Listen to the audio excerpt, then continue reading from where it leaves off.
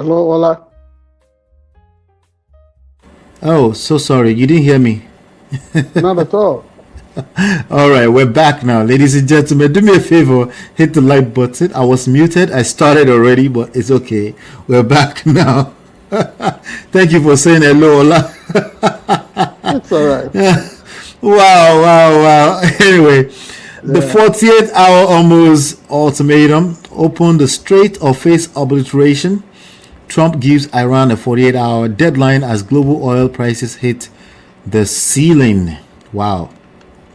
So they're saying that President Trump has officially brought the world to the brink of a total energy war. Following a weekend strike on Israel, Trump took to Truth Social to issue a final ultimatum. Iran has 48 hours to fully reopen the Strait of Hormuz to shipping or face the total destruction of its power plants and energy infrastructure. While the president claims he is having productive conversations to avoid the strikes, Iran has fired back, threatening to irreversibly destroy water systems across the Middle East. Meanwhile, back home, ICE agents have been deployed to U.S. airports to assist with security as the war tension causes chaos in travel. Trump is playing the ultimate game of chicken with the world's oil supply. Is this a masterclass in peace through strength, or is the world about to go dark? The sharp edge is yours, Chief. Thank you. The good news is that the world is not going to go dark from all the indications received as at the time we were coming on air. Today, you find out that Mr. Donald Trump has toned down his rhetoric about maybe the Strait of Hormuz is opened by Iran or there will be total obliteration. He's now making an offer that actually ended up rallying the market earlier today. Number one, he's saying he's making a proposition that would effectively give patrol of that strait to both Iran and the United States of America. He said he's been talking through some backdoor channel with the administration in Iran, and he's proposing a situation in which whoever emerges the new Ayatollah. Sorry to interject you, sir. I want to bring you up to speed real quickly. 21 minutes ago, first of all, Marriott says, didn't he claim there was a negotiation? Aaron said it was a lie. We're tired of this man. So. He doesn't know what he's doing. I took some profits today. He's killing my stocks. Now, here's what I'm just going to give you these three headlines just to make sure we're up to speed, right? Just 23 minutes ago, Al Jazeera says Iran war updates. Tehran denies talks happened after Trump's claims. The New York Times says Trump says U.S. and Iran held very good talks on ending conflict. That was 1 hour ago. But again, 21 minutes ago, Wall Street Journal says Trump and Iran sent conflicting signals on talks. Sounds very confusing to me, sir. Continue, sir. Everything boils down to what Iran itself even said in the statement that was issued by the head of the lawmaking body there, that Mr. Donald Trump has been using fake news to drive the hedge of the stocks, the major markets. And going by the antecedents of how he handles his deals, he gives everything on the table and then pulls off stunts while you seem not to be watching. It looks to me like a classical way of cheating in the casinos. Now, as to who he's been talking to, he never gave specifics. But one thing we know is that because of this is rigmarole and somersault, the oil sector seemed to have taken a dip. It went down from about $100 per barrel to $88 per barrel at the close of today's event. But it's not going to immediately translate to whatever anybody is envisaging, is thinking of at this moment, because if it's, if gradually we were able to inch towards maybe about 4, depending on where you are in the United States, but let's just put it at average of $4 per gallon. Don't think that because this thing went down by almost $10 today, that it's going to immediately reflect on the pump prices. It will take a while. The one that is such a sorry situation for all of us is for the leader of the free world to speak, and then the world really want to begin to like, well, could that be true? Which is the same thing that our good friend there is talking about.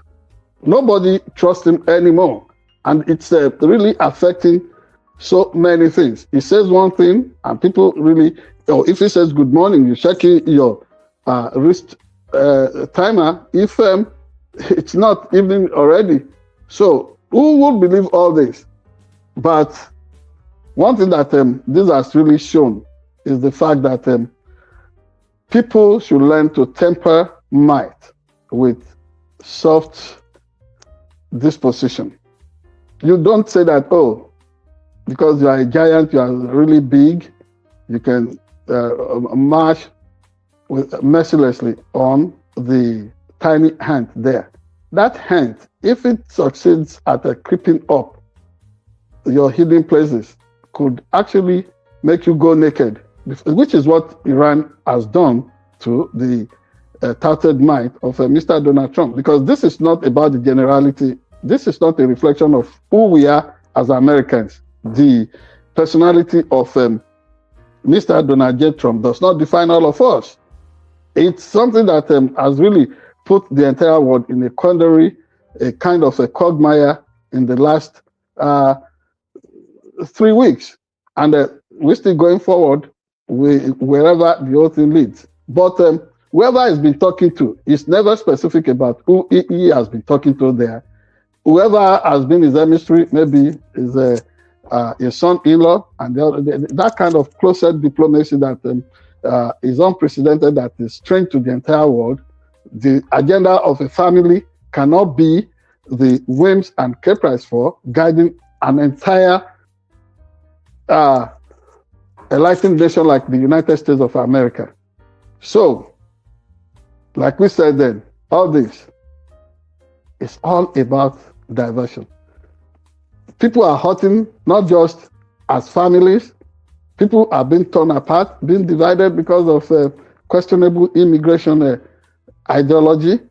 But you also see that all this stuff at diverting attention from the heart of what really should concern all of us in the United States, consolidating and firming up our democracy. That is not being done.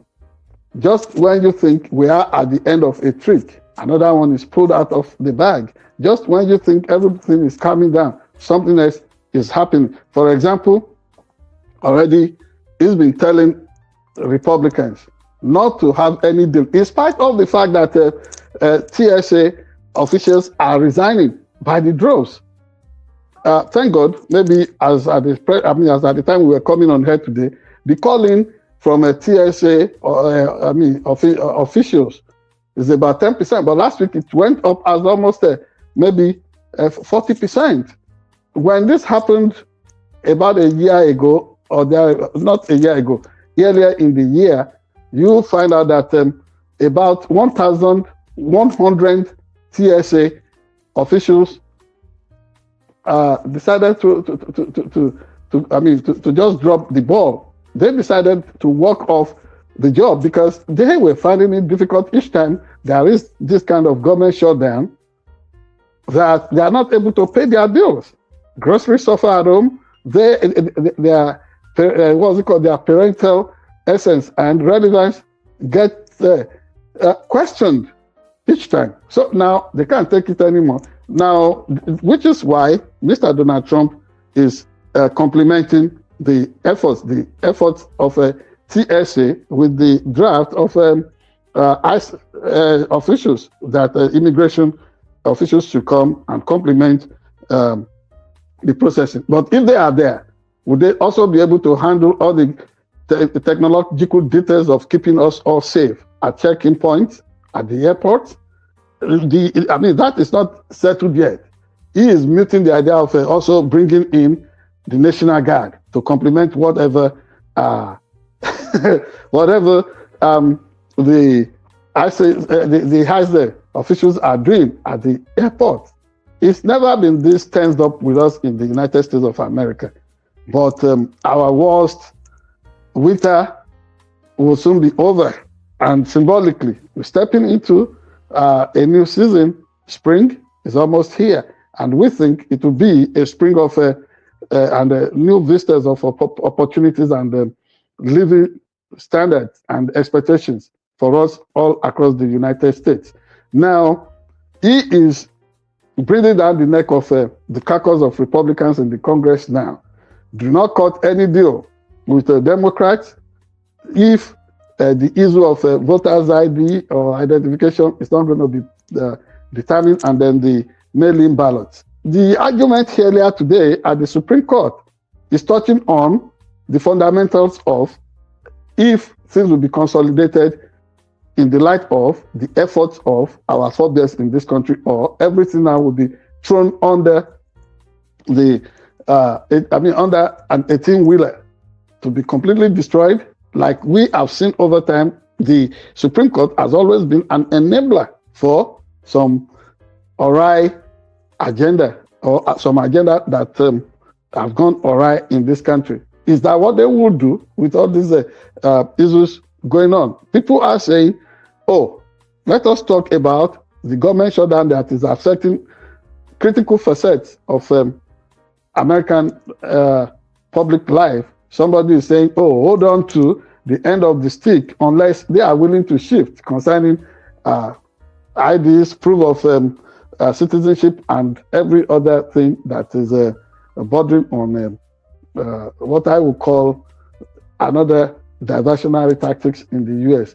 That, oh, don't give in. So people will continue to suffer. The queues will be long. And then the world, even when we say, oh, our president, or when our president says, we are jointly going to patrol Hormuz, the Strait of Hormuz, they will continue to doubt us.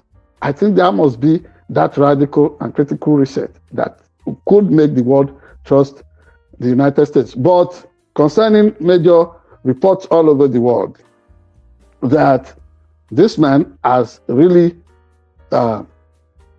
behaved in a disorderly fashion that has now affected the way the world sees America. I think, yes, majority of people in the world may be right. And internally here, we have to be on guard so that we are not stripped of our liberty, we are not stripped of the freedom that we have always taken for granted. Because we took things for granted, that is where we are. Where we are. That is why we are where we are. It therefore means that resistance must continue. People must continue to dig in and mobilize and see that ultimately the choice will be that of the voters to put people on check. The legislature has been a huge letdown.